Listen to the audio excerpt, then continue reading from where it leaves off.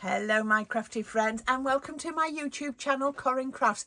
This is a really exciting video because not everybody has every single product that they might see demonstrated in their crafty stash. I know I don't have everything.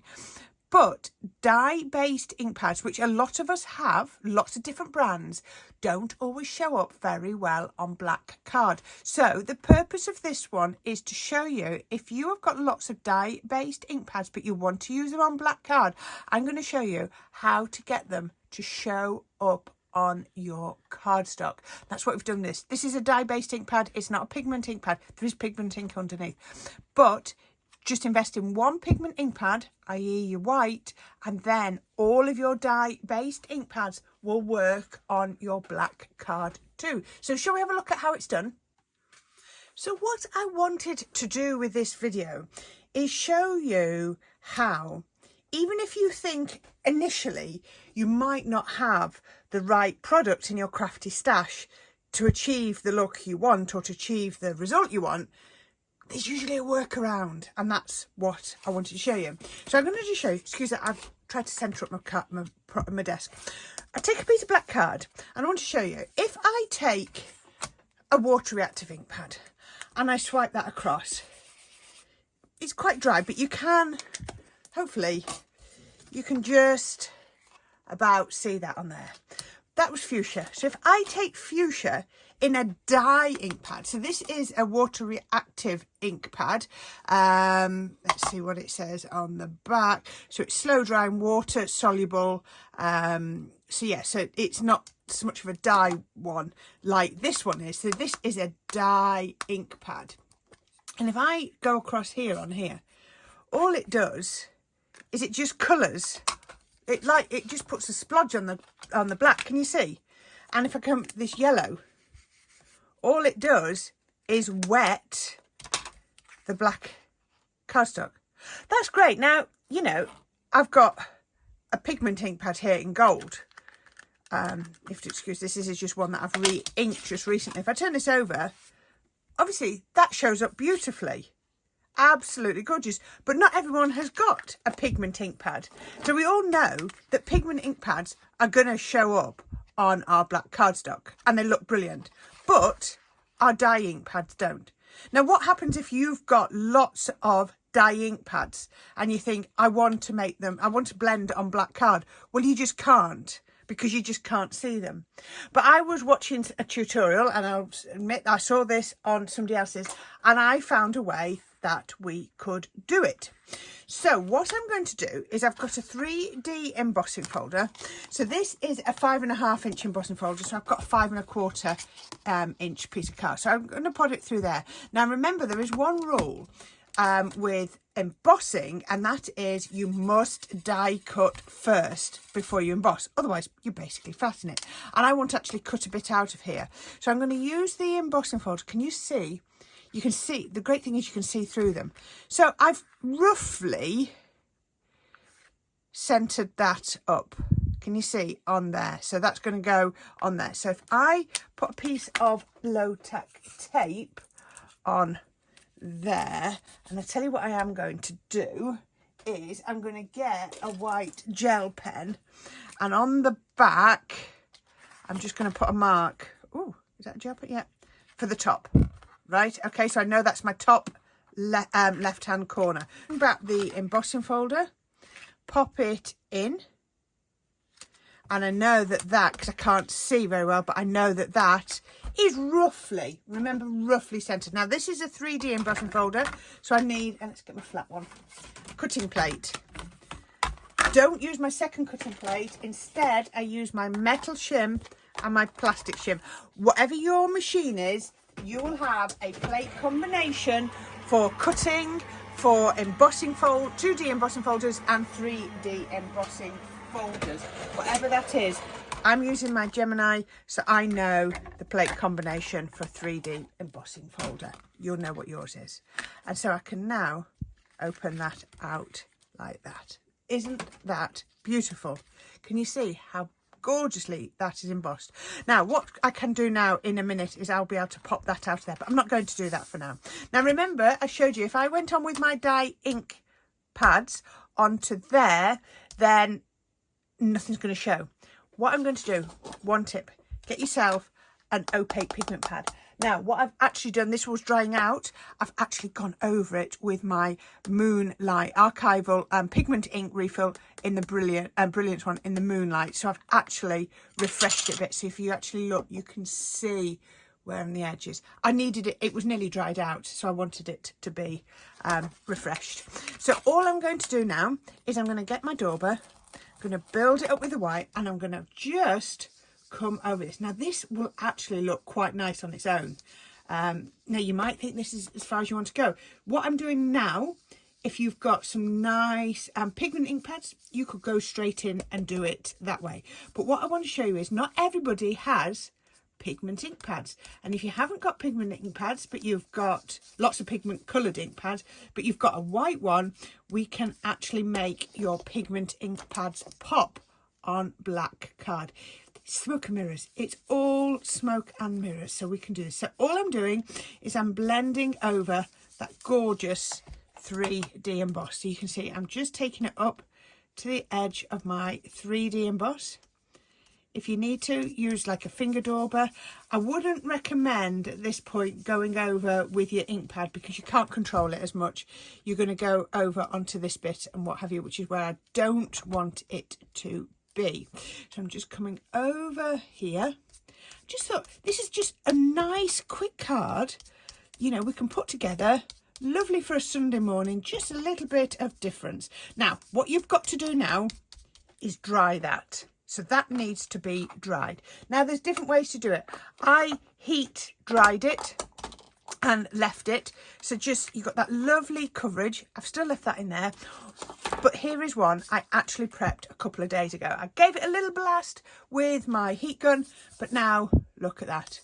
If I give that a rub, nothing's coming off, and that's key. You need it to be lovely and dry. So what I'm actually going to do is I'm going to bring in 3 rather than 2 ink pads, and I'm going to bring in my finger daubers. You'll get these. If you want to, you could use your blending tools, because I've got one here. I'll just bring in, let me bring it. Oh, that's my fuchsia one. I've now got white on my hand. I can put that on there. So that one goes on fuchsia. That's my paler pink. Put that there. And then I've got my yellow. Now the difference is, can you remember? I'm going to show you. I'm going to bring this piece in here. Black card, finger dauber, yellow. I can just about see that. It just adds a shimmer. You can hardly see it. Same card. This is actually the edge of this piece of card. So it's exactly the same colour. Pick it up. Now these are quick dry inks, but they blend beautifully. And I'm just going to take it over there. Now what a difference. So what we've done is we've just created a base for our dye based ink to sit on. That's all we've done. So it's just going to make it pop, but the black is still shining through, so we can still tell we've done it on black, because this wouldn't have anywhere near the same impact if we did it on white card. But by doing it on black card, look at that. Doesn't that look amazing? Remember, I just did it on here. Doesn't matter how many times I do it, I can hardly see it, but I can on here. Isn't this an amazing technique? Really love this. So then I'm going to go dark pink, fuchsia in the centre, because we're going to go, I'm not going to blend like you would if you were colouring, because it's going to be, you could if you want to. What I'm going to do is I'm going to come round the edge here. Now, let me just get this. Let me show you. Pink. That's how much you can see it. Now look at how much you can see it here, because I've given it a base to work on. But can I just tell you, the key is to make sure your white pigment ink pad is lovely and dry. If it's not dry, all that happens, oh, I've got getting mucky fingers. All that will happen is you will just tone down the colour you're putting on, because it will just blend. You'll pick up the pigment ink and you'll just blend it. So make sure the white is properly dry with a heat gun if you want. I started mine with a heat gun, but then I just left it overnight because I wasn't ready to record this video. So you can see now, even though these are quick dry ink pads, they are really blending lovely. Let's see. Have I, no, I wonder where the dauber is for that one. Let's see if I can do it with this one. I'm just going to come on here. Now, obviously, the pale pink is not coming up as dark, which is what I wanted, obviously, because I wanted the paler pink, which is pink tulip. But have you got other pinks? I'm sure you've got lots of brands of ink pads. But like I say, they could be dye-based ink pads, and then you're going to say, I can't use them on black card, my dye-based. Yes, you can. Just invest in one ink pad. That's your pigment, white pigment. And if your white pigment is drying out, just buy a refill. I got my refill from Amazon for about £5, and gosh, that's going to fill my ink pad so many times. Such a cheap way to do it. As long as your white ink pad is clean, it's going to work. I had another white ink pad and I couldn't find it, so I just refilled that one. There we go. So all I'm going to do now is just blend out. You can see across there. There we go. So I've got the darker in the middle. I might go on with a little bit more of dark because I think I blended some of it out. And then onto the white. I don't want it to be showing white. All I want is the white to be the carrier. I can't think of a better word. The carrier for my dye-based ink pads. All ink pads have different properties, and pigment, one of the properties of pigment ink pads is it sits, I don't know the technical reason, it sits and it reflects off black card in a way that dye-based don't. So yeah, there we go. And keeping this simple, you might have one with foliage on. You might, you might have something really quite fancy. I saw it done with a floral with foliage, and that looked really lovely to really make that green pop. So I can really sort of bring out, I can detail it a little bit more now, just on there. And I'm actually going to go back in with the yellow because it's just caught it with the pink in the middle on the tips on those little pollen stamens. Let me just see if I can just get a little bit of pale pink around the edges. There we go. You can build it up. You can build it up in layers if that's what you want. It'll really, really work. There we go. Just blend that out. But how beautiful is that? Now remember, look at that. Isn't that gorgeous? Remember, when we put dye-based ink straight on our black card, you can't see it. Pigment shows up beautifully, but dye-based doesn't. So this is all I've done, is I've just given it a carrier to hold on to. Okay, so now is the time. I'll tell you what, no, I won't see it when I'm just going to pop this out of here now. So this was, if you remember, let's go that way so it takes the tape off. There we go. There, so that was just in there. I left it in to make it easier. If you wanted to do it that way, you could. We're not going to see that cut line, so it's not a problem. We're nearly there. I've nearly made the card for you because it's so easy. So all I've done, so if you saw, let me get them the right way around. That was the die that cut that one. So this is the next size in my circle dies, and I've cut a white circle. So all I'm going to do is I'm going to get this. And I'm going to get some glue. Ooh, let's get that tape off. There we go. I just need to get that off properly. There we go. Some glue, your all-purpose. You could do it with a tape pen if you wanted to. You could do it with tape, but I just find, because you've got all of those gaps, look, I can put the glue into the ridges. It's 3D. And then that is going on there. Now I know with this design, if I put this petal to my right, to the top right, then my flowers, look at that, straight in, my flowers line up. I have my stamens pointing up and those go. I just know the design of the flower. Now you see this isn't centered. You could potentially center it a bit, but you're not going to get everything lined up in the same way, and I wanted it lined up. So that lined up, so you can see, just have that white layer to make it pop. So I've got a card base. This was just a I didn't trim it down, 6-inch card. We could go straight on there, but you know me, I like my mats and layers. So I've got a little bit of yellow. We have picked yellow because it matches my statements. But if I am truthful, I picked yellow over pink because when I went to my scrap pile, I had a good piece of yellow in my scrap pile. I didn't have a piece of pink. And it was as simple as that. I could tell you, I could say, oh yeah, it was because I wanted to bring out that colour. No, it was because I had a nice piece of yellow sitting there. Pressure tool, I know it's my stamping pressure tool, but I think it works, oh sorry, drop that, really well for smooching that glue around. Now, because I've done white under there, I'm also going to do white on top of here, because I do like to have that that sort of cohesiveness through there. So this is just regular white card. It's actually 350 GSM because I had a delivery from Lime Tree Crafts just before I went away on holiday. This is the first video I've recorded since I got back off my holidays. I'm trying to make sure I remember what I do. A week away and a week working, and yeah, I haven't recorded any for a while. I got really in front with my videos before I went away. Okay, so then we can put the next one on. Remember, I know where everything goes on these. I know which direction I want it to be in. Still got a little bit of a white mark on there. I think I need to top this up. Oh, I've got a big bottle of Sticks 2 PVA. I might move on to that one when this is all gone. Oh, look, it's gone over the edge. Doesn't matter because it doesn't show. Right, I want that one up in the top right-hand corner. And you can see that white border is very slim, but it just is enough. I'm only doing that gently. It's just enough to differentiate between the black. Oh, I've got some glue on. Come on, get the glue off.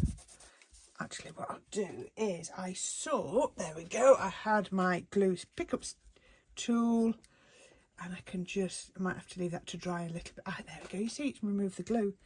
As long as the glue's dry, it'll remove it. There we go. So I've got that. So then, because I've got that bit there, I've put my 5mm foam pads on here because it's going to go through there. I've centered them into the middle so that they don't get in the way, and I want to line the pattern back up. Now, if you think, oh, I don't trust myself, how about, I've got that camera very close, haven't I? I can hardly get the bottle of glue in. Come on, Corrine, there we go. 2, 3. Oh. Right, putting that glue on means that if I don't line it up straight away, it won't grab. So let's see, where did that went? Like that. Just making sure all the lines line up, and that's easy to achieve because of that wet glue, and press it down. Now I've also got a happy birthday sentiment. So I've just taken one of my black ones, I've edged it with white. I think we need a little bit of glue tape. So I've got my massive roll of tape. This is my Sticks 2 roll, which I absolutely love. So this is a really fine one. It's only 2mm, but I think that would be perfect. It's just going to give it a little bit of a lift. Pick that up on there. People laugh because I have my name on things. When you work in places and lots of people have got the same tools, it's really handy to have your name on things. Now I could put it, oops, if I changed it, I could put it across there. I'm actually going to put it across here. Or am I? No, I am. I'm going to put it there. Pop it across there. And then I bought myself some more little gems. I'm sure you'll get these off Amazon. I think that's where I got them from. I think it was. Can't get into the packet now. So let's just open out a few of those. And can I see my little tray? Yes, I can. I'm going to tip a few into there. And then with my, this is what's hard, random. Who else struggles with random? These are non-adhesive like dewdrops. But that's not a problem because it only takes a second to pop a little bit of glue on. I'm just watching where I put my pin because I lost a pin when I was prepping. I don't know how I've done that. So I've got 3 on each side. Going to use tweezers, and these are going. You're all going to be shouting at me for you doing it this way. I had my pickup tool, and I'm going to have to buy some more of those pickup tools because I keep losing them. Let's just turn them over. 1. I'm going to mix and match the sizes. 2. Just think the clear ones, so that glue underneath will dry clear, so they go a bit misty at first, but don't worry about that. As soon as that glue underneath dries, let's go for a larger one. Thank you. Flip it over. You know what, as soon as I finish this video, I'm going to look up and find my sticky tool for my gems. There we go. That is all I'm going to do, because the whole purpose of this is to show you that if you don't have lots of pigment ink pads, we can still make a beautiful card just by investing in the 1 pigment ink pad in the white and then colouring over the top. Doesn't that look amazing? I'm loving that. I'd love to know if you have a go at doing something like that, because they are so much fun. So please share with any that you make, and please don't forget to subscribe to my YouTube channel, and then you won't miss out on any tutorials. And please don't forget to click on any links in the description down below. They really, really help me to keep the channel going. So thanks for watching, and until next time, happy crafting, and I can't wait to show you my next video.